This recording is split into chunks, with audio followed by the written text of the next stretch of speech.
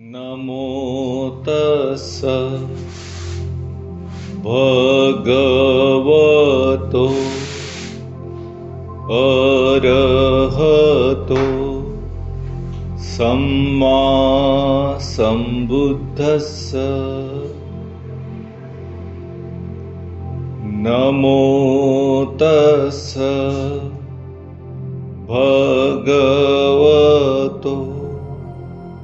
अरहतो सम्मा सम्बुद्धस्स।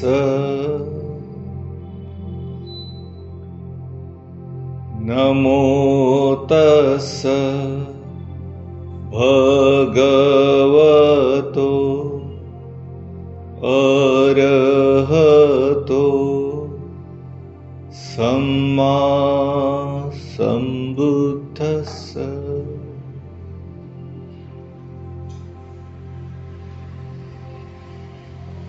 मैत्री विपश्यना साधना के शिविर का आज चौथा दिन पूरा हुआ। 7वें दिन आर्य मौन खुल जाएगा तो 5वां दिन और 6ठा दिन, 2 ही दिन हमारे पास है गंभीरता से साधना करने के लिए। तो साधना को समझे, साधना कैसी करनी है और क्यों करनी है। साधना के लिए हमने जो विषय चुना है वो है मंगल मैत्री।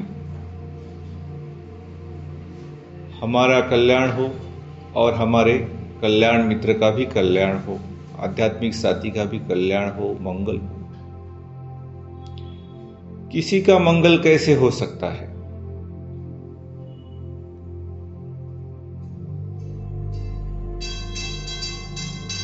मन शुद्ध करके ही किसी का मंगल हो सकता है, चाहे हमारा हो, चाहे आध्यात्मिक साथी का हो या और किसी का हो। मन शुद्ध होगा तभी मंगल होगा।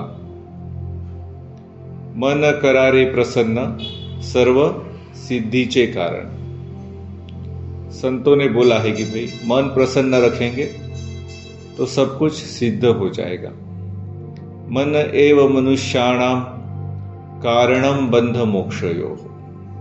उपनिषद में कहा गया मन ही मनुष्य के बंधन का कारण है और मन ही मनुष्य के मुक्ति का कारण है।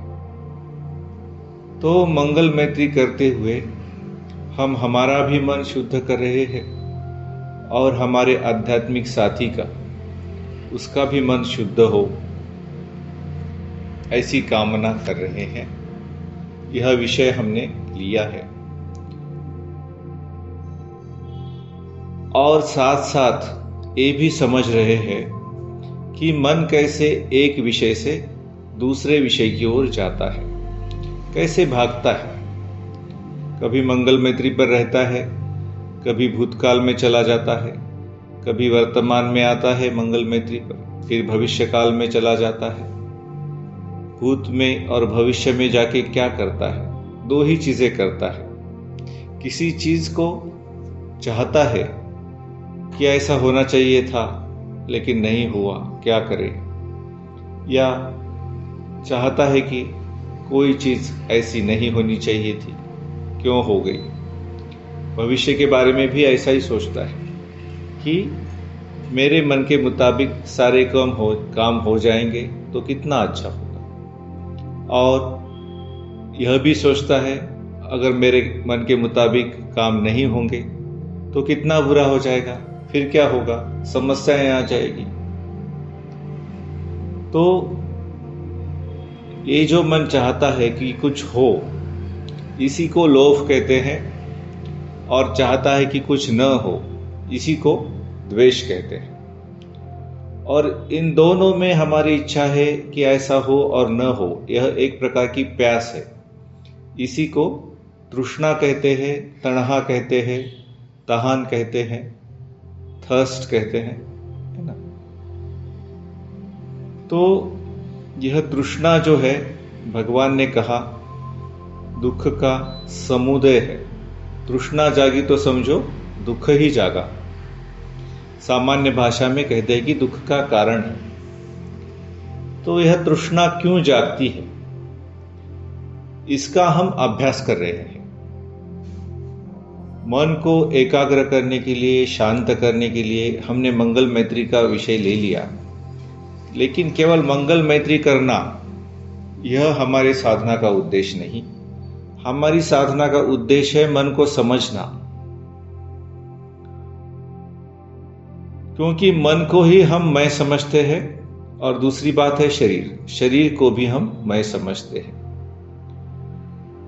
और मन एक नहीं है, मन के कई भाग है, मन के कई खंड है। मुख्य रूप से 4 खंड है मन के। और मन शरीर से जुड़ा हुआ है, और शरीर में 5 ज्ञान की इंद्रियां हैं, और छठा मन की इंद्रिय। ये 5 ज्ञान की इंद्रियां क्या है?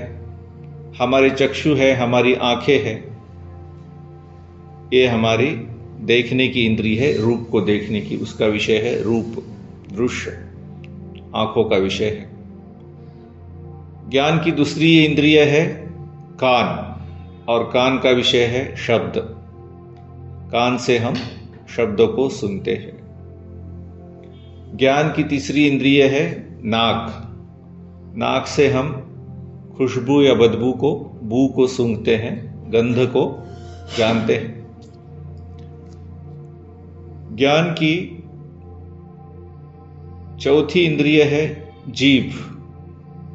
जीभ से हम स्वाद को जानते हैं, खट्टा है, मीठा है, तीखा है, कटु है, यह हम जीभ से जानते हैं। ज्ञान की 5वीं इंद्रिय है त्वचा। यह त्वचा से ही पूरी काया बनी है, तो काया भी कहते हैं। काया का विषय है स्पर्श। स्पर्श अच्छा, बुरा, गरम, ठंडा, ये सब हम काया से जानते हैं। और ज्ञान की छठी इंद्रिय है मन। मन में विचार आते हैं, अच्छा विचार, बुरा विचार, अच्छा लगने वाला विचार, बुरा लगने वाला विचार। तो ये 5 इंद्रियों वाला शरीर और छठा मन। मन के 4 खंड है, उसमें से एक खंड है विज्ञान, जो जानता है कि चक्षु के सामने रूप आया, बस इतना ही जानता है, उसे अच्छा बुरा नहीं कहता। फिर कान का एक विज्ञान होता है। कान के ऊपर कोई शब्द आया, कान के साथ शब्द का स्पर्श हुआ। अगर कान के साथ मन जुड़ा हुआ है, कान का विज्ञान जुड़ा हुआ है, तो वह समझेगा कि शब्द आ गया। कभी कभी कान के साथ कान का विज्ञान जुड़ा नहीं होता। जैसे कोई हम सिनेमा देख रहे हैं या कोई किताब पढ़ रहे हैं, और कोई कुछ बोलता है और हमें सुनाई नहीं देता, और वो हमारा दोस्त बोलता है कि अरे मैं कितनी आवाज़ दे रहा था, तुझे सुनाई नहीं दिया क्या? हम कहते हैं अरे मुझे तो सुनाई नहीं दिया, क्योंकि उस समय कान का विज्ञान कान के साथ जुड़ा नहीं होता। जब तक कान का विज्ञान कान के साथ नहीं जुड़ेगा, आंख का विज्ञान आंख के साथ नहीं जुड़ेगा, जीभ का विज्ञान जीभ के साथ, नाक का विज्ञान नाक के साथ, काया का विज्ञान काया के साथ, और मन का विज्ञान मन के साथ नहीं जुड़ेगा, तब तक हमें पता नहीं चलता कि कोई विषय उस इंद्रिय से टकराया है। तो एक इंद्रिय है, दूसरा इंद्रिय का विषय है, और तीसरा उस इंद्रिय का विज्ञान है। इन तीनों का जब संगम होता है तो उसे कहते हैं फस्स। क्या कहते हैं? फस्स। फस्स का मतलब है स्पर्श। तीर्णं संगमो फस्स।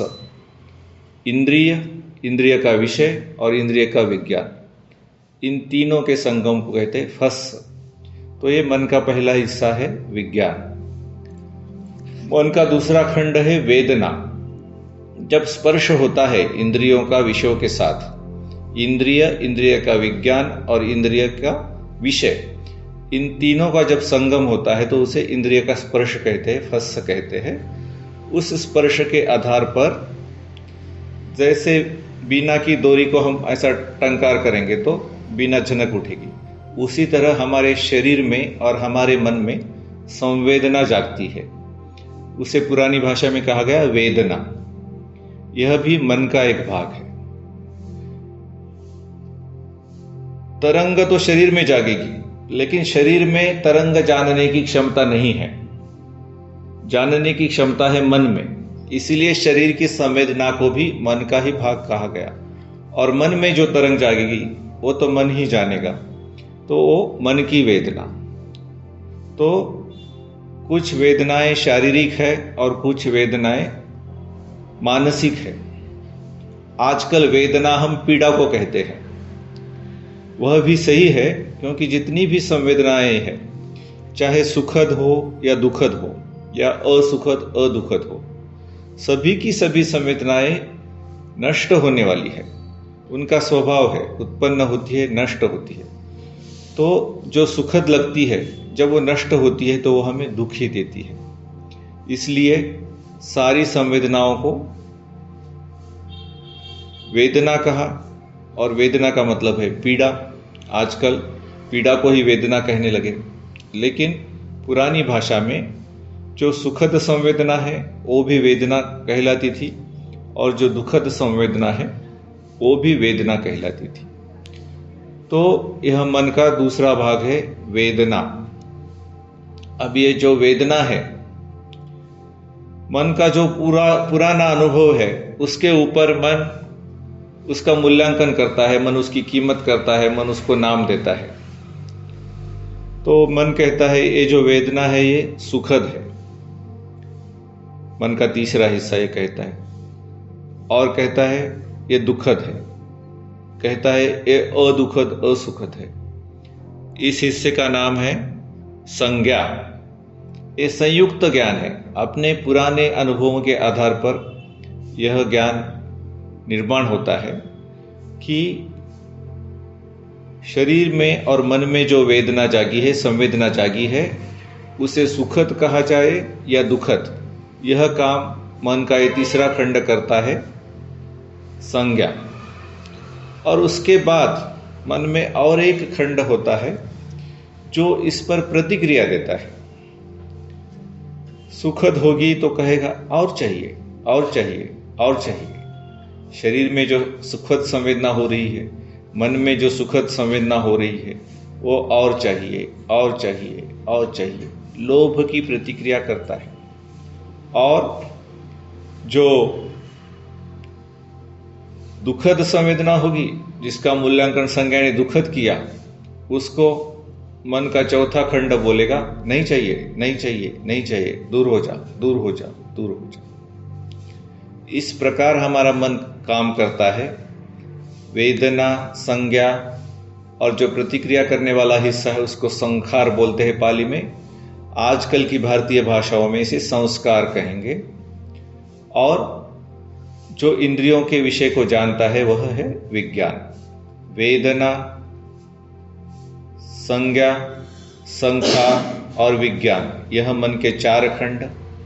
और पांचवा खंड हमारा शरीर, इसे रूप कहा गया। तो ये जो पांच खंड है उन्हें पाली में पांच कंध कहा गया। इन पांचों चीजों को हम समझते हैं कि ये मैं है, मेरी है, यह मेरा शरीर है, यह मेरी संवेदना है, यह मेरा विज्ञान है, यह मेरी संज्ञा है, यह मेरा संस्कार है। तो वस्तुतः इनका स्वामित्व हमारा नहीं है, इनकी मलकियत हमारी नहीं है, इनकी ओनरशिप हमारी नहीं है। इसमें मैं नाम की कोई भी चीज नहीं है। इन पांचों में ना विज्ञान में है, ना वेदना में है, ना संज्ञा में है, ना संखार में है, और न ही यह शरीर में है। शरीर निसर्ग में पैदा हुआ, निसर्ग की चीजों से, निसर्ग से उसने आहार लिया। उसी तरह मन भी निसर्ग में पैदा हुआ है, विज्ञान निसर्ग में पैदा हुआ है, संज्ञा निसर्ग में पैदा हुई है, वेदना निसर्ग में पैदा हुई है, संस्कार जो है वह भी निसर्ग में पैदा हो रहा है। और इसमें से कुछ भी कायम नहीं रहता। हर क्षण शरीर बदल रहा है, बदल रहा है, बदल रहा है। हमारा जन्म हुआ, जब हम जन्मे थे उस समय जैसा हमारा रूप था वैसा 1 साल के बाद नहीं था, 2 साल के बाद अलग ही रूप हो गया, 3 साल के बाद अलग ही हो गया। हमारे पास हमारे बचपन के फोटो होंगे और अभी के फोटो होंगे, देखिए कितना बदलाव हो गया। क्या ये बदलाव हर साल बर्थडे को हो रहा है क्या, कि महीने की 1 तारीख को हो रहा है, कि हर संडे को हो रहा है, या हर रोज हो रहा है, या हर घंटे में हो रहा है, या हर क्षण में हो रहा है? प्रति क्षण यह बदलाव हो रहा है, क्योंकि हमारा यह जो शरीर है ये कोशिकाओं से बना है, जिसे अंग्रेजी में सेल कहेंगे और मराठी में कहेंगे पेशी। ठीक है, हमारा यह जो शरीर है ये कोशिकाओं से, सेल से, पेशियों से बना है। और ये पेशियां कैसे बनी है? अलग अलग प्रकार के घटक है पेशियों में, न्यूक्लियस है, माइटोकॉन्ड्रिया है, और क्या क्या है, साइटोप्लाज्म है, प्रोटोप्लाज्म है, वॉल है उसके सेल के। वो कैसे बने हैं? अलग अलग केमिकल के रेणुओं से बने हैं, मॉलिक्यूल से। मॉलिक्यूल कैसे बना है? एटम से। एटम कैसे बना है? प्रोटॉन, न्यूट्रॉन और इलेक्ट्रॉन से। तो ये शरीर क्या है? इसमें कुछ नहीं है, प्रोटॉन, इलेक्ट्रॉन और न्यूट्रॉन, बस, और कुछ है नहीं। कौन से प्रोटॉन को मैं कहूं, कौन से न्यूट्रॉन को मैं कहूं, और कौन से इलेक्ट्रॉन को मैं कहूं? उसी तरह मन है। विज्ञान उत्पन्न होकर नष्ट हो रहा है। चक्षु का विज्ञान अलग है, कान का विज्ञान अलग है, नाक का विज्ञान अलग है, जीभ का विज्ञान अलग है, काया का विज्ञान अलग है, मन का विज्ञान अलग है। कौन से विज्ञान को मैं कहूं?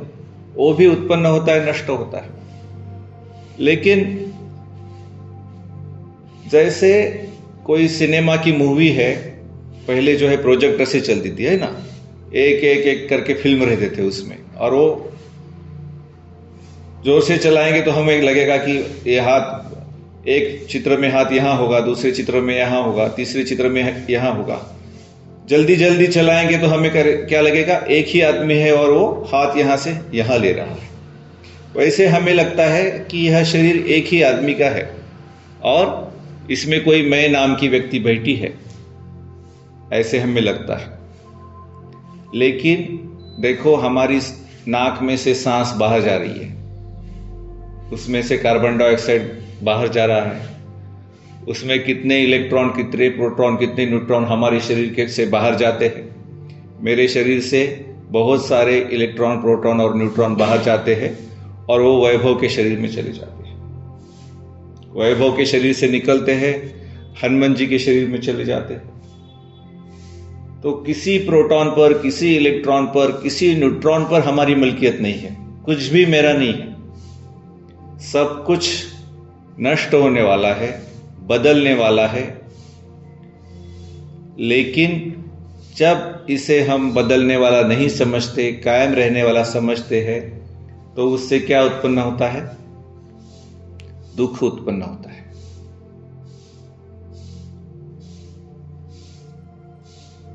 और हम हमारे शरीर को बहुत सुंदर समझते हैं, लेकिन हमारे शरीर को कभी हमने देखा है क्या ठीक से? हमारी आंख से सुबह सुबह मल निकलता है ना, मराठी में चिपड़ कहते हैं, चिपड़ा।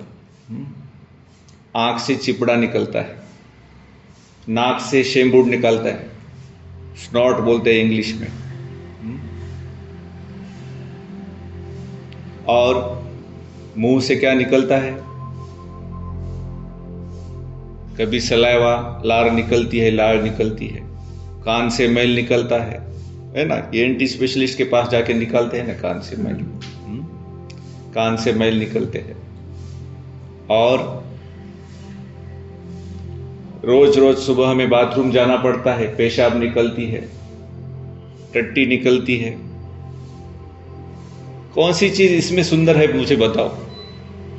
शरीर में से कोई भी चीज सुंदर नहीं निकलती। शरीर में जितने भी छिद्र है, हर छिद्र से गंदगी बाहर निकलती है। ये त्वचा है हमारी, इसमें छोटे छोटे छिद्र है, उसमें से क्या निकलता है? पसीना निकलता है। पसीना खुशबूदार होता है या बदबूदार? रोज हम उसे धोते हैं, रोज पसीना निकलता है, और इसको हम सुंदर समझते बैठे हैं। तो जो चीज बदलने वाली है उसे हम नित्य समझ के बैठे हैं। जो चीज सुख नहीं देने वाली, थोड़ी देर के लिए लगता है कि सुख है, लेकिन जब वो बदलता है तो वो दुख में ही बदलता है। तो जो चीज दुख है उसको भी हम सुख समझ के बैठे हैं। जो चीज मैं है ही नहीं, मेरी है ही नहीं, मेरी आत्मा है ही नहीं, ना शरीर ना मन, ना मन के चार हिस्से, इसके प्रति हमारा चिपकाव पैदा हो गया। एक शरीर और दूसरे मन के चार हिस्से, ये पांच चीजें, ये पांच स्कंध, इसके प्रति हमारा चिपकाव पैदा हो गया। तो दुख क्या है? मूल रूप से दुख यही है। भगवान ने कहा, संक्षिप्तेन, संक्षेप में कहा जाए तो, पंच उपादान खंधा दुखा, कि इन पांच चीजों को हम मैं समझ के बैठे हैं, मेरा समझ के बैठे हैं, मेरी आत्मा समझ के बैठे हैं, चिपक के बैठे हैं। चिपकने को कहते हैं उपादान। दान कहते हैं देने को, और अदान कहते हैं नहीं देने को। हम किसी को देना नहीं चाहते ये चीजें, और क्योंकि हम ये चीजें किसी को देना नहीं चाहते, उससे क्या होता है? चिपकाव पैदा होता है इन चीजों से, इसलिए उसे उपादान कहते हैं। उपादान, जो दान नहीं देने से पैदा हो गया वो चिपकाव, उसको कहते हैं उपादान। पंच उपादान खंधा दुखा। तो ये जो पांच चीजें हैं, क्या पांच चीजें हैं? रूप मतलब हमारा शरीर, वेदना, संज्ञा, संखार और विज्ञान। इनको अच्छी तरह से याद कर लीजिए। और ध्यान में जब बैठते हैं तो कभी कभी देखिए कि रूप तो हमें पता ही है, वेदना भी पता चलती है। जब वेदना का मूल्यांकन होता है, आहा हा कितनी अच्छी सुखद वेदना, और ओह बहुत पीड़ा है, दुखद वेदना, तो ये संज्ञा है। फिर चाहिए चाहिए, ये है संस्कार। नहीं चाहिए नहीं चाहिए, ये भी संस्कार है। और जब स्पर्श होता है इंद्रियों का विषय से, हाँ ये रूप है, ये शब्द है, ये गंध है, वो है विज्ञान। तो इन पांचों चीजों को पहचानना है ध्यान में। कभी कभी बीच बीच में ऐसा प्रयोग करो कि इन पांचों चीजों को पहचानो कि अभी क्या जागा है। चक्षु का विज्ञान जागा, कान का विज्ञान जागा, मन का विज्ञान जागा, नाक का विज्ञान जागा, जीभ का विज्ञान जागा, काया का विज्ञान जागा। काया का विज्ञान, क्योंकि हमारे शरीर का किसी न किसी चीज को स्पर्श होते ही रहता है। कुछ नहीं को तो कपड़ों को तो स्पर्श होगा, कुछ नहीं को तो फर्श को तो स्पर्श होगा, नीचे वाली। ये काया का विज्ञान और मन का विज्ञान, ये दोनों तो हमेशा साथ में ही रहते हैं। आंखें खोलोगे तभी चक्षु का विज्ञान आएगा, कोई खुशबू या बदबू आएगी तभी नाक का विज्ञान आएगा, कुछ खाएंगे तो जीभ का विज्ञान आएगा, और कोई कुछ बोलेगा तो कान का विज्ञान आएगा। लेकिन ये जो त्वचा का, काया का विज्ञान है और ये मन का विज्ञान है, ये हमेशा साथ चलते हैं, उत्पन्न होते हैं, नष्ट होते हैं। जैसे स्पर्श हो गया, उत्पन्न हो गए, नष्ट हो गए। और जब भी कोई किसी भी इंद्रिय पर उसके विषय का स्पर्श होता है तो वेदनाएं जागती है, संवेदनाएं जागती है। शरीर में सुखद या दुखद संवेदना जागेगी, मन में भी दुखद या संवेदना भी जागेगी। तो जान लिया करो कि वेदना जागी है, और उस पर प्रतिक्रिया जागेगी। अच्छा नहीं, नहीं चाहिए, अच्छा है और चाहिए। तो ये मन का और एक हिस्सा है संस्कार। विज्ञान, वेदना, संज्ञा, संस्कार, इनको अच्छी तरह से समझ लो। कल जो प्रवचन होगा वो बहुत महत्वपूर्ण होगा।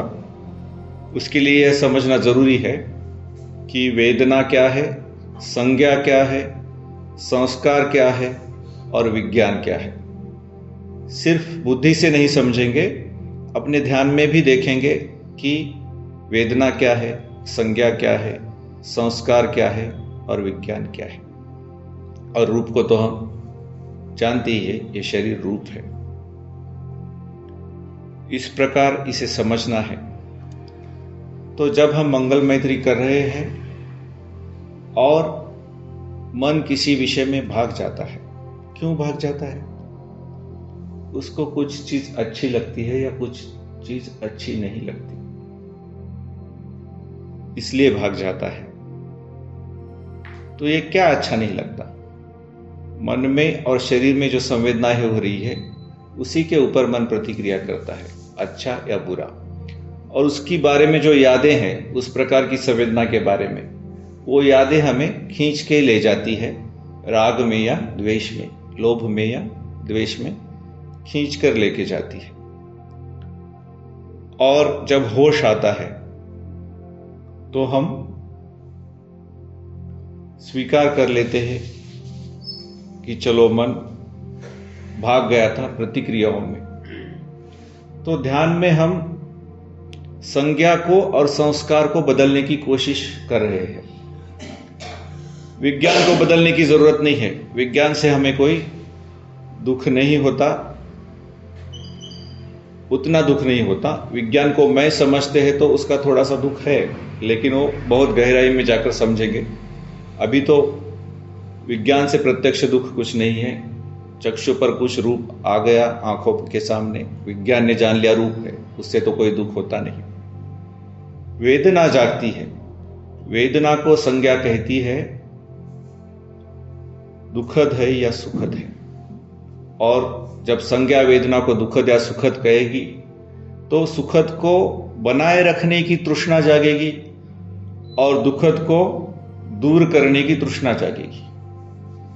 तो वेदना पच्छय तणः, ये वेदना के ऊपर, मन की संवेदनाएं और शरीर की संवेदनाओं के ऊपर ही प्यास जागती है। तो तणहा के बदले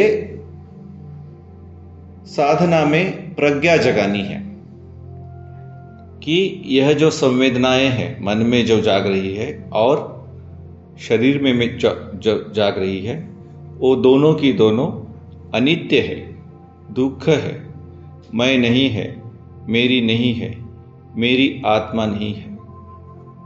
तो ध्यान कर रहे, मंगल मैत्री कर रहे हैं और मन विचारों में भाग गया, तो समझेंगे कि विचार भी अनित्य है, विचार भी दुख है और विचार भी अनात्म है, मतलब मैं नहीं, मेरे नहीं, मेरी आत्मा नहीं। फिर सिर के सिरे पर आएंगे। सिर के सिरे में तनाव है। क्यों है तनाव? क्योंकि उन विचारों को मैं समझ के बैठे हैं, मेरा समझ के बैठे हैं। जब तनाव को देखेंगे और समझेंगे यह तनाव भी निसर्ग की संपत्ति है, हमारी नहीं, मेरा तनाव नहीं है, मैं नहीं हूं, मेरी आत्मा नहीं है, ऐसा समझने मात्र से ही तनाव पिघल जाएगा। सर में जो तनाव है, किसी भी प्रकार का तनाव शरीर में कहीं भी है या मन में कहीं भी है, जब हम उसे ऐसा समझेंगे कि मेरा नहीं है, मैं नहीं है, मेरी आत्मा नहीं है, तो अपने आप पिघल जाएगा, तनाव रह ही नहीं पाएगा तनाव। और फिर मुस्कुराएंगे। जब मेरा नहीं है तो मैं क्यों चिंता करूं, तो अपने आप मुस्कुराना आ जाएगा। मुस्कुराएंगे और यह जो ज्ञान मुझ में जागा है, वह ज्ञान सभी में जागे। इस मन और शरीर में जागा है, वैसा ही ज्ञान आध्यात्मिक साथी में भी जागे। ऐसी समझ बढ़ाते जाएंगे तो एक एक करके हम मन के सारे विकारों से दूर हो पाएंगे। भगवान बुद्ध के हृदय में और दिमाग में, केवल हृदय में नहीं या केवल दिमाग में नहीं, हृदय और दिमाग दोनों में जो बोधि जागी थी, जो ज्ञान जागा था, वैशाख पूर्णिमा की रात आज से लगभग 2600 साल पहले बिहार में, बिहार क्यों कहा गया? क्योंकि भगवान ने वहां विहार किया। भगवान ने उस प्रदेश में विहार किया, तो बंगाली में व का क्या होता है? ब होता है। वंदन को बंगाली में कहते हैं बंदन, वंदे मातरम को कहते हैं वंदे मातरम, विनोद को कहते हैं विनोद। तो भगवान ने वहां विहार किया, इसलिए उस प्रदेश को बिहार कहा गया। तो वहां भगवान बिहार प्रदेश में गया के पास उरुवेला नाम के गांव में निरंजरा नदी के तट पर आज से लगभग 2600 साल पहले वैशाख पूर्णिमा की रात में यह सब ज्ञान प्राप्त कर रहे थे और उन्हें अंतिम ज्ञान, जो सर्वोच्च ज्ञान है, उसका साक्षात्कार हो गया। इसी प्रकार हमें भी धीरे धीरे करके बोधि के एक एक अंग का साक्षात्कार हो जाएगा। बोधि के 7 अंग हैं, उसे समझेंगे क्या है। ये जो हम साधना कर रहे हैं 3-4 दिनों से, हमें भी वो बोधि के अंग जाग रहे हैं। बोधि के वो अंग क्या है समझेंगे। 7 अंग है। एक का नाम है सती, एक का नाम है धम्मविचय, एक का नाम है वीर्य, एक का नाम है प्रीति, एक का नाम है प्रश्रब्धि, एक का नाम है समाधि और एक का नाम है उपेक्षा। बोधि के ये 7 अंग हम में जाग चुके हैं। अब इसे हमें पहचानना है, क्या है सती का मतलब क्या है।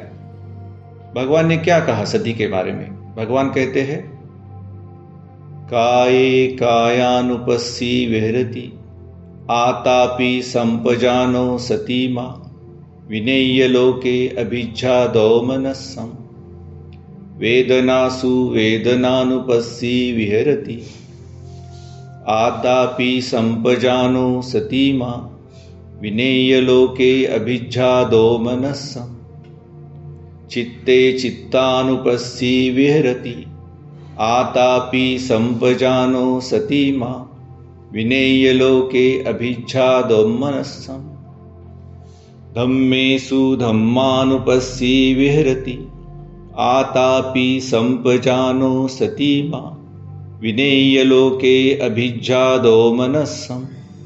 क्या कहा गया? शरीर में शरीर को देख रहे हैं। जब हम हृदय में मंगल मैत्री जगा रहे हैं तो शरीर में शरीर को देख रहे हैं। जब हम सर में तनाव को देख रहे हैं तो शरीर में शरीर को देख रहे हैं। वेदना, शरीर में पीड़ा जागती है, मन में कोई भाव जागता है तो शरीर की संवेदनाओं को देख रहे हैं। मन की संवेदनाओं में मन की संवेदनाओं को देख रहे हैं और मन को देख ही रहे हैं। मन को तो देख रही है, पूरा काम ही मन से हो रहा है, तो मन को देख ही रहे हैं। और मन में जो अलग अलग चीजें जागती है उसे धर्म कहते हैं। क्या है धर्म? जो मन में साधना में बाधाएं जागती है, जैसे लोभ है, द्वेष है, आलस है, बेचैनी है, शंकाएं हैं, ये भी मन के धर्म है।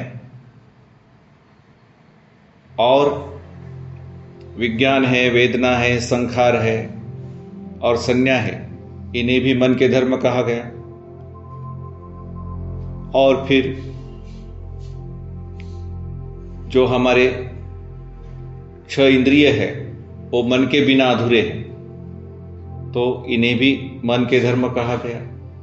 और बोधि के जो 7 अंग है, सती है, धम्मविचय है, वीर्य है, क्या है समझेंगे अभी। प्रीति है, प्रश्रब्धि है, समाधि है, उपेक्षा है, इन्हें भी मन के धर्म कहा गया। मन में जो कुछ भी जागता है, मन जिसे धारण करता है, उसे मन के धर्म कहा जाता है। तो मन में क्या क्या जाग रहा है वो भी हम देख रहे हैं, तो उसके बारे में भी हम जागरूक हैं। इस प्रकार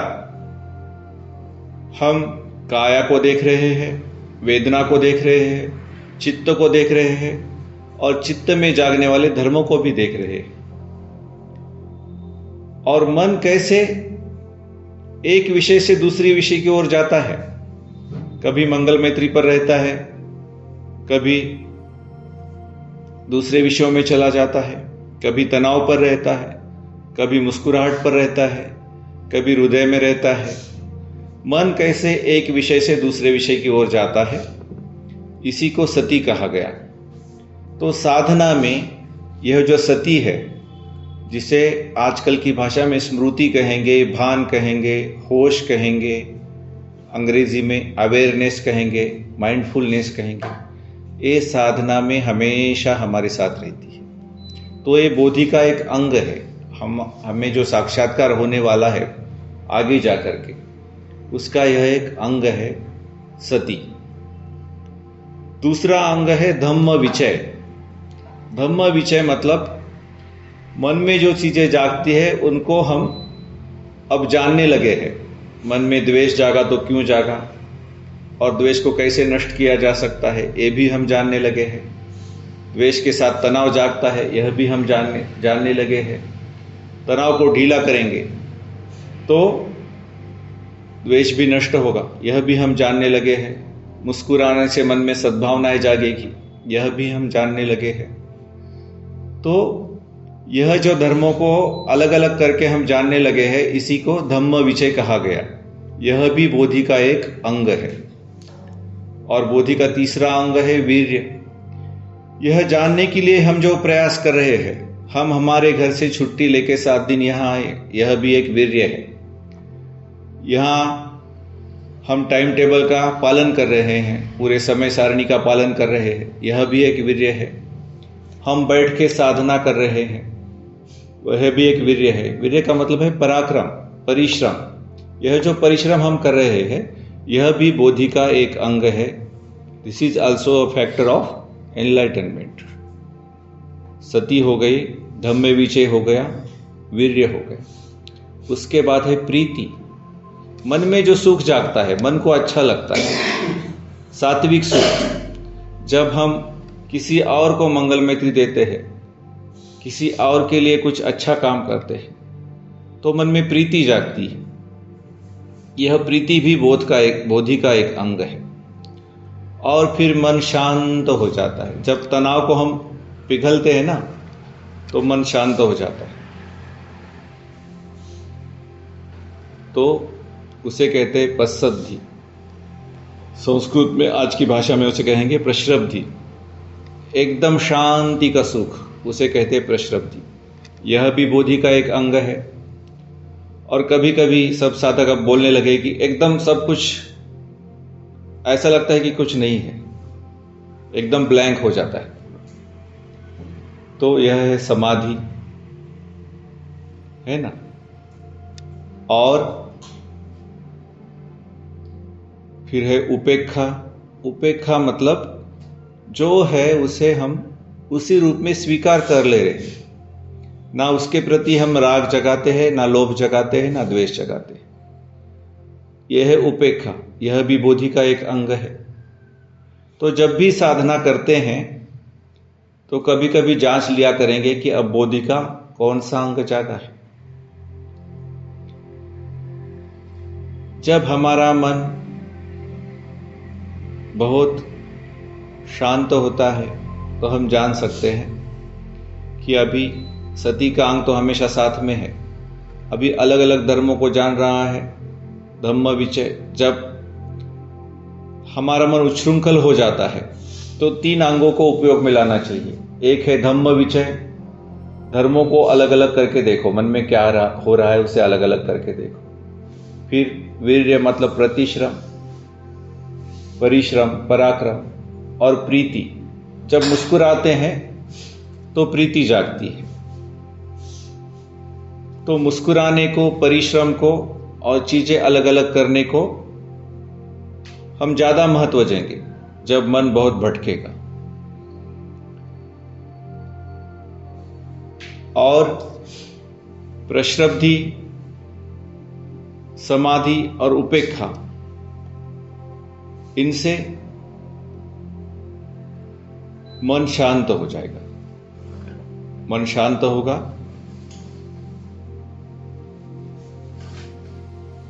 तो प्रश्रब्धि, समाधि, उपेक्षा, और मन भटकेगा तो धम्मविचय, वीर्य और प्रीति। मुस्कुराहट का प्रयोग करेंगे जब मन बहुत भटक रहा है, काम ठीक से नहीं कर रहा है, तो बस मुस्कुराएंगे और मुस्कुराहट को देखते रहेंगे। इस प्रकार हमें साधना करनी है। आगे देखते हैं भंते क्या कहते हैं। What is craving? The old planting, a real question that everyone is supposed to know. The answer to at this time is what is craving? तृष्णा क्या है? तृष्णा किसे कहते हैं? How can one recognize craving when it arises? तृष्णा को हम कैसे पहचानेंगे जब वो उत्पन्न होती है? The Buddha always used very specific definitions when he gave discourses, and everyone needs to become familiar with his definitions, which are different from our usual definitions most of the time. भगवान ने हर चीज की कोई न कोई व्याख्या दी है और उसकी भगवान की जो व्याख्याएं हैं हर शब्द की वो सामान्य व्याख्याओं से अलग है. The Buddhist definition of craving and how it can be seen is this. तो भगवान ने तृष्णा की क्या व्याख्या की है? When meditating, craving can always be seen and recognized as a tension or tightness in one's mind and body. जब हम साधना करते हैं तो तृष्णा को देखा जा सकता है और पहचाना जा सकता है हमारे मन के और शरीर के तनाव और खिंचाव के रूप में. The easiest place to first see this tension or tightness is in one's head or brain. सबसे आसान तरीका इस तनाव को और खींचाव को जानने का है कि हम हमारे सर में देखें, हमारे दिमाग में देखें. Everyone has a thin membrane wrapped around the brain called the meninges. हमारे दिमाग के इर्द गिर्द एक पर्दा है, आवरण है, जिसे मेम्ब्रेन कहते हैं, meninges कहते हैं. This membrane contracts every time any thought or feeling arises. जब भी कोई विचार या संवेदना जागती है तो यह जो हमारे दिमाग के इर्द गिर्द जो पर्दा है वो आकुंचित हो जाता है, अकड़ जाता है. Noticing the tension within this contraction is how craving can be recognized and seen. तो हमारे जो सर की मांसपेशियां है वो भी अकड़ जाती है ना. तो इन सर की मांसपेशियों को अकड़ना, यह हम जानते हैं तो हम तृष्णा को जान रहे हैं, हमारे मन की प्यास को जान रहे हैं. Being able to see this tightness and relax or let go of the contraction is practicing right effort or the 6 R's. जब हम इस तनाव और खिंचाव को जानते हैं और उसे ढीला कर देते हैं तो यही सम्यक व्यायाम है. इसी को 6R कहा गया है. When this is done, the meditator is able to see mind's attention become clear, and with no distracting thoughts arising, mind becomes very alert and pure. जब हम सर के तनाव को और खिंचाव को ढीला करते हैं तो मन का जो होश है वो एकदम स्वच्छ हो जाता है. उस समय कोई भी विचार मन में नहीं होता. मन एकदम होशियार हो जाता है. होशियार मतलब होश वाला, और एकदम शुद्ध हो जाता है. This is what the third noble truth is all about. तो दुख का निरोध क्या है? यही तो दुख का निरोध है कि मन शुद्ध है और निर्विचार है. The meditator smiles and brings this craving free, pure mind back to the object of meditation. ऐसे समय में साधक क्या करता है, इस स्वच्छ और शुद्ध मन को मुस्कुराहट के साथ हमारे हृदय क्षेत्र की ओर, मंगल मैत्री की ओर वापस लाता है। This is how mind becomes pure and free from all craving. इसी तरह धीरे धीरे जितनी भी तृष्णाएं हमारे मन में हैं, उन तृष्णाओं से, तृष्णा जगाने की आदत से मन जो है मुक्त हो जाएगा, शुद्ध हो जाएगा। Craving is also recognised as the I like it और I don't like it mind. तो तृष्णा को और एक रूप में हम जान सकते हैं, ये चाहिए, ये नहीं चाहिए, ये जो मन का स्वभाव है, इसको भी तृष्णा कह सकते हैं। This is the very beginning of the false idea of a personal self, आत्ता। तो यह जो मैं का भ्रम है वो यहीं से पैदा होता है, जब संवेदनाएं जागती है मन में और शरीर में, दोनों जगह, और हम इसे मेरी संवेदना समझकर इसे यह मुझे चाहिए या यह मुझे नहीं चाहिए ऐसा कहते हैं, यहीं पर मैं की कल्पना का जन्म होता है। जब इंद्रियों का विषयों से स्पर्श होता है और फिर उसकी वजह से शरीर और मन में संवेदनाएं जागती है और उसको हम कहते हैं कि यह मुझे चाहिए या मुझे नहीं चाहिए, उसी समय मैं के भ्रम का जन्म होता है, मैं नाम की संकल्पना का जन्म होता है। जैसे चक्षु को कोई अच्छी चीज सामने आई, कोई चित्र है अच्छा, कोई मूवी है, कोई वस्तु है जो हमें अच्छी लगती है, हमारे आंखों को देखने के बाद अच्छी लगती है, मतलब क्या, आंखों ने वह चीज देखने के बाद मन में जो वेदना जागती है, पुराने अनुभवों के आधार पर संज्ञा कहती है। संज्ञा जो है मन का मूल्यांकन करने वाला हिस्सा, वो कहता है कि यह संवेदना अच्छी है, यह संवेदना बुरी है। तो यहीं पर मैं नाम की कल्पना का जन्म होता है। The use of the six sense is the way to actually recognise and let go of craving. लेकिन जब हम सम्यक व्यायाम करते हैं और समझते हैं कि यह तनाव तो मैं नहीं, मेरा नहीं, मेरी आत्मा नहीं, उसको ढीला कर देते हैं, तो ये जो मैंपन है, ये जो अभिमान है, यह जो गर्व है, यह जो मैं मेरे के होने की भावना है, उसे अस्मिता कहते हैं, अहंकार कहते हैं, अभिमान कहते हैं, स्वाभिमान कहते हैं। अलग अलग चीज़ों से हम बोलते हैं और हम कहते हैं कि अभिमान ठीक नहीं लेकिन स्वाभिमान ठीक है। कुछ भी ठीक नहीं है, अस्मिता भी ठीक नहीं है, स्वाभिमान भी ठीक नहीं है, अभिमान भी ठीक नहीं है, क्योंकि सब के सब हमको दुख की ओर लेके जाते हैं। क्योंकि ये संकल्पना ही गलत है कि इसमें कुछ मैं नाम की चीज है। मैं है ही नहीं, कुछ नहीं है, प्रोटॉन, इलेक्ट्रॉन और न्यूट्रॉन है, तो किस चीज का स्वाभिमान। तो धीरे धीरे इस मीपना से, इस मैंपना से, इस गर्व से, गर्विष्ठता से हम बाहर निकलते हैं। What is purifying mind, new tilling and harvest. तो ये मन की शुद्धता क्या है, ये मन के खेत में नया बीज बोना और उसमें नई फसल उगाना क्या है, इसे अब हम जानेंगे। It is in this way the third noble truth, caseation मतलब दुख का निरोध, तीसरा आर्य सत्य, the meditator actually finds the meaning of the purifying of mind in real terms. इस प्रकार दुख के निरोध को हम जानते हैं। दुख कैसे नष्ट होता है, जब मैं का भाव नष्ट होता है, मेरे का भाव नष्ट होता है, तो दुख भी अपने आप नष्ट होने लगता है, मन शुद्ध होने लगता है। Thus, as described in the Sutta, tranquil wisdom insight meditation, ट्वीम और शमथ विपश्यना या मैत्री विपश्यना इसे हम कहेंगे, लीड्स टू विजडम।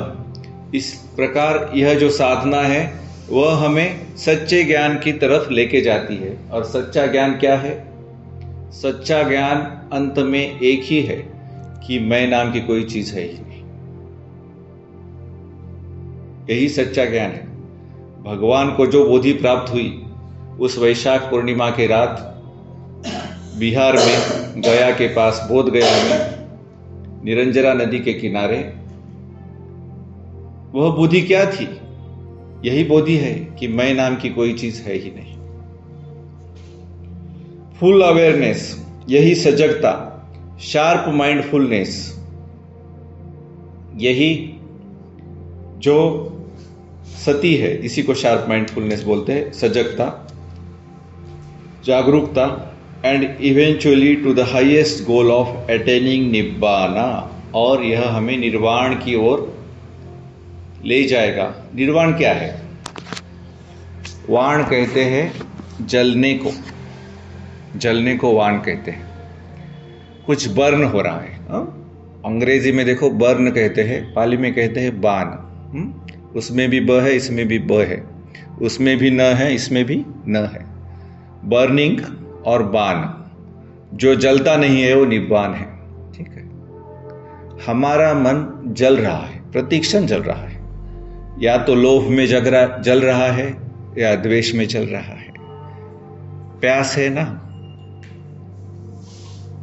प्यास जलाती है, बहुत प्यास लगती है, पानी नहीं मिलता है ना, तो जलन महसूस होती है कि नहीं? कभी हुआ है आपके साथ? आजकल के बच्चों को तो पता नहीं, पुराने ज़माने में हम जंगल में घूमने का वगैरह जाते थे, या गांव को भी जाते थे। बचपन में हम परचंडा जाते थे चलते हुए, और वहाँ कोई होटल नहीं होता था, कोई होटल नहीं, कोई पानपुई नहीं, कुछ नहीं।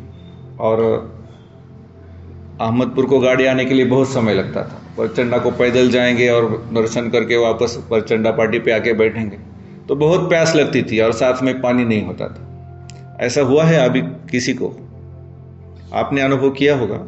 प्यास जब बहुत बढ़ जाती है तो अंदर जलन सी महसूस होती है, पूरे शरीर में, गले में सूखापन सा, जलन सा महसूस होता है। तो यह जो मन के विकार है, यह जो मैं का भाव है, लोभ है, द्वेष है, मोह है, यह सब मन को जला रहे हैं। और मन का जलना जब पूरी तरह से समाप्त हो जाएगा तो उसको निर्वाण कहा गया, निब्बान कहा गया। नो बर्निंग मतलब निब्बान, नो फायर। ठीक है, तो मन का जलना पूरी तरह समाप्त हो जाए, वही निर्वाण है। वही निर्वाण इस साधना से प्राप्त होगा। The in breath, the out breath, the relaxing of the tightness in the head, and the opening and filling of expansion of your mind and smiling is your home base for the breathing meditation. पुराने ज़माने में भंते पहले आनापान और मंगल मैत्री दोनों साधनाएं सिखाते थे, तब की यह किताब लिखी हुई है। लेकिन बाद में भंते को पता चला कि मंगल मैत्री से हम बहुत जल्दी निर्वाण तक पहुंच जाते हैं आनापान की तुलना में। तो भंते ने फिर आनापान सिखाना थोड़ा कम किया और मंगल मैत्री सिखाना को ज़्यादा उन्होंने महत्व दिया। तो यहाँ भंते कहते हैं कि सांस का आना, सांस का जाना, और तनाव को ढीला करना, और मन को भी जब तनाव को ढीला करता है तो ऐसा लगता है कि मन भी थोड़ा फैल रहा है, मन भी थोड़ा खुल गया है, इसको जानना और मुस्कुराना, यही हमारे ध्यान का बेस है, हमारे ध्यान की नींव है। This is also true for the metta and relaxing meditation. और हम जो अभी ध्यान कर रहे हैं, मंगल मैत्री और विपश्यना एक साथ कर रहे हैं, उसकी भी नींव यही है कि तनाव को जानते हैं, ढीला करते हैं, मन को खुलता हुआ देखते हैं, मन को फैलता हुआ देखते हैं, और फिर मुस्कुराते हुए मंगल मैत्री की ओर आते हैं। यही हमारे ध्यान का विषय है। Whenever mind goes away from home, the meditator first lets go, relaxes the tightness again, feels mind expand and becomes calm, smile, and then redirect mind's attention back to the object of meditation. तो मन जब घर से दूर चला जाता है, यह जो नींव है ध्यान की नींव क्या है? मंगल मैत्री है, तनाव को ढीला करना है, मुस्कुराना है, फिर मंगल मैत्री की ओर वापस आना है।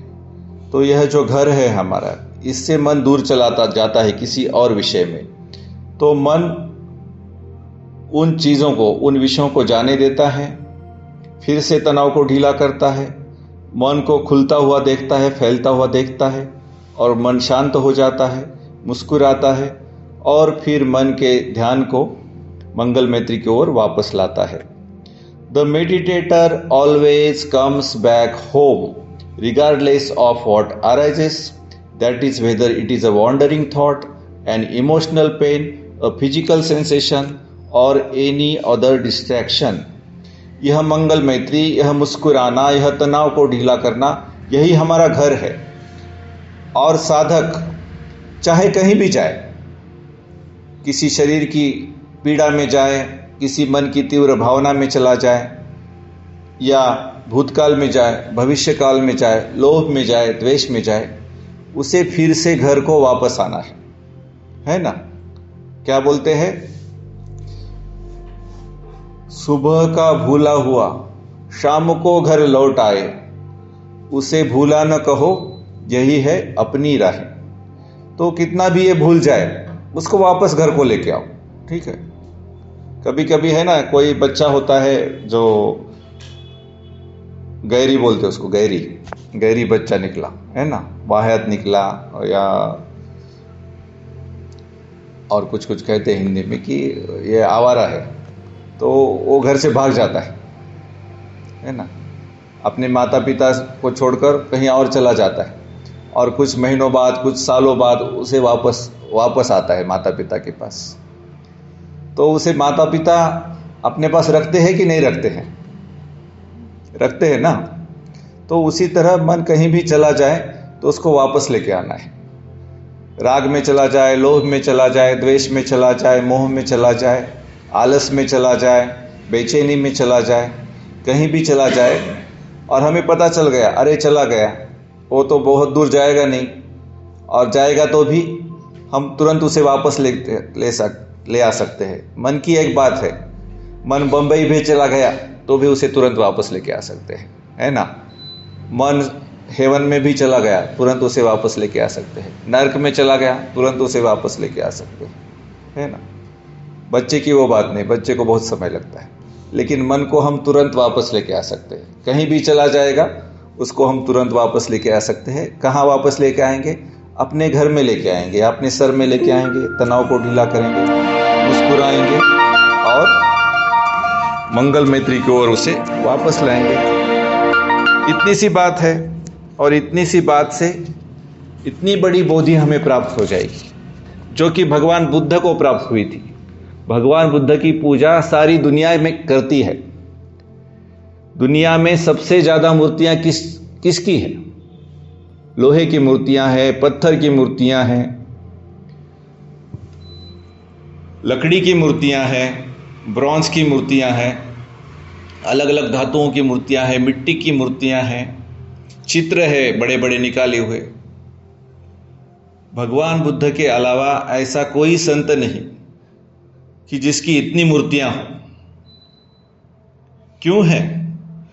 क्योंकि सबसे बड़ी बोधि, सबसे बड़ी शांति, सबसे बड़ा ज्ञान भगवान ने प्राप्त किया, और प्राप्त करके रुके नहीं।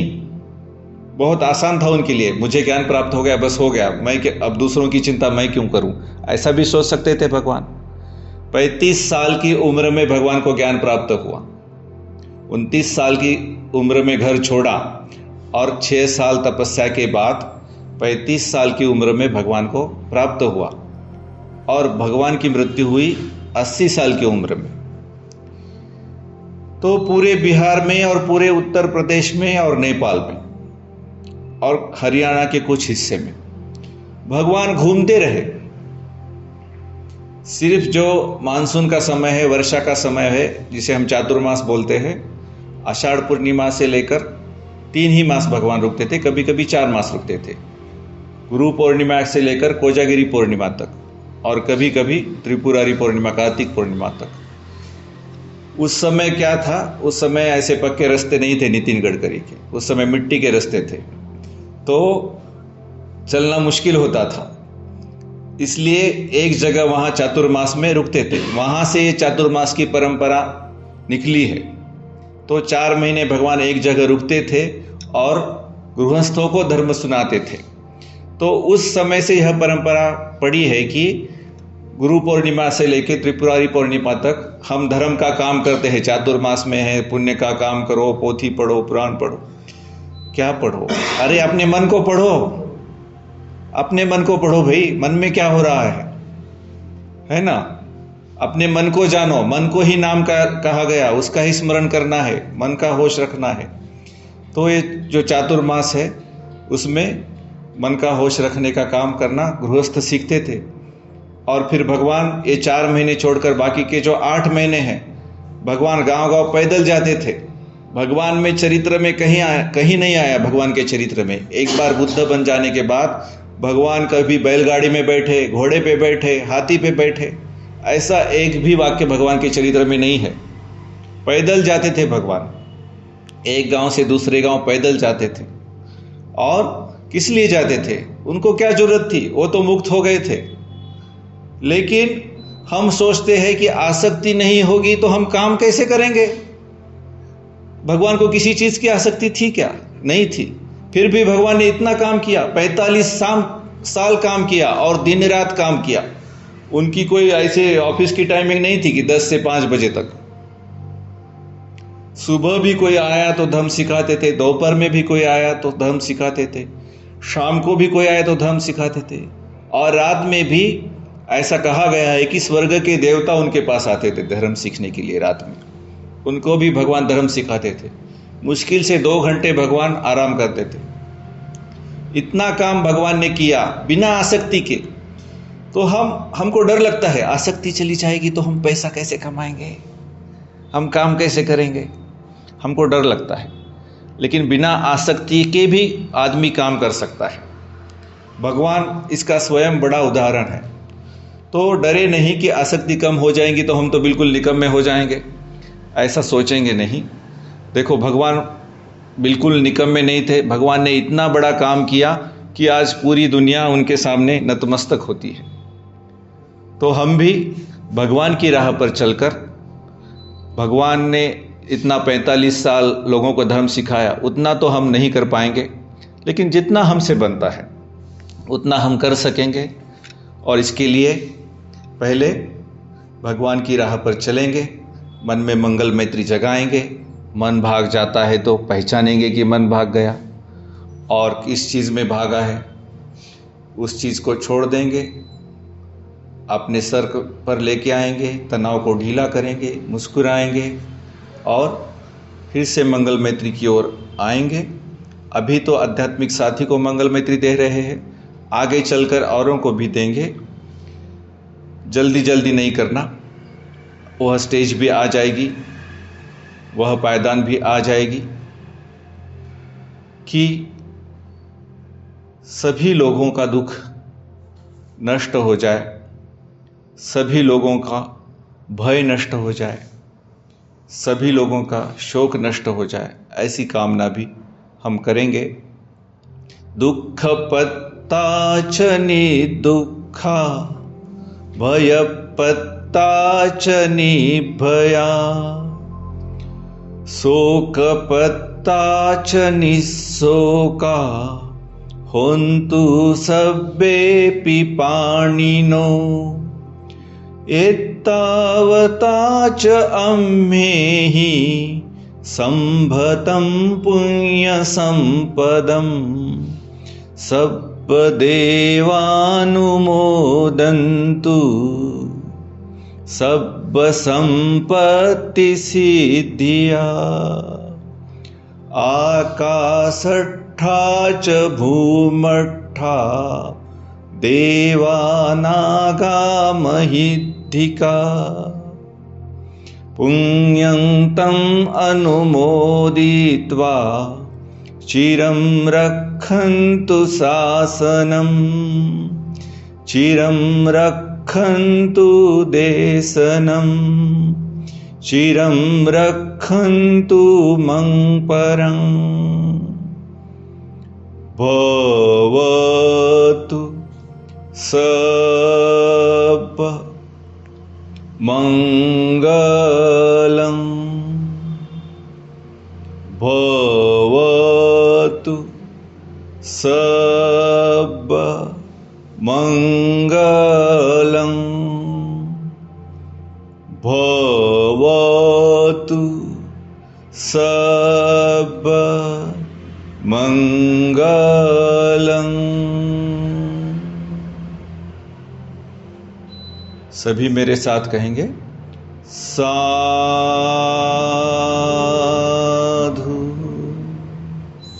साधु